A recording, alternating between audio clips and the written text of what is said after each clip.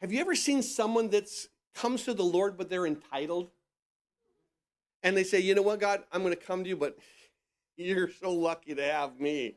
Oh my goodness. And I need you to do this, and I'm going to tell you what to do. In other words, you're going to be my God in this genie bottle. I'll open my Bible, I'll rub the cover, say a prayer. You're going to answer this. You're going to answer this. I will claim it, and you're gonna do it. That's the scripture.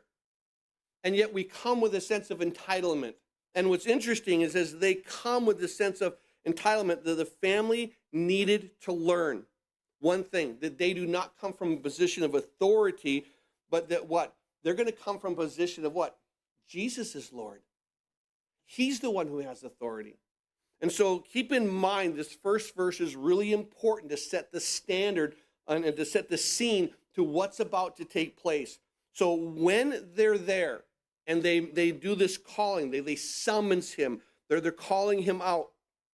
I want you to see here that it shows this next group of people, those who are not standing at a distance, those who are sitting in nearness. Verse 32 says this, a multitude was sitting around him, and they said to him, look, your mother and your brothers are outside seeking you. There's a multitude sitting around him now. Now you have this whole group of people, and you have to understand that they're sitting. They're at a place of relaxedness, but they're sitting what? Around him. You understand that there's some people who have square tables, some people who, like King Arthur, had a round table. Why? Because it says we're all equal here. No one's sitting at the head of the table. There is no head of the table, and the people are around the Lord. And as they're around the Lord, what's interesting is this, that it shows this closeness because they're around him and they're sitting. They're just relaxed. You understand? They're not striving. They're not trying to get Jesus to do anything. They're simply receiving him as they would come. Remember, we learned over and over again that when the multitudes come, Jesus would do two things. First, he would teach them. He would teach them about the kingdom. He would teach them about God. He would teach them about God's love.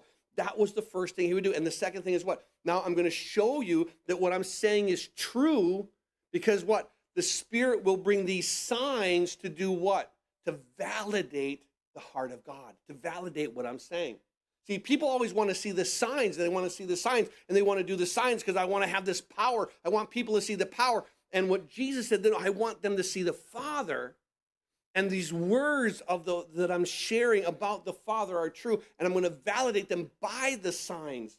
The signs are simply an evidence that these words are true, that the Father does love them,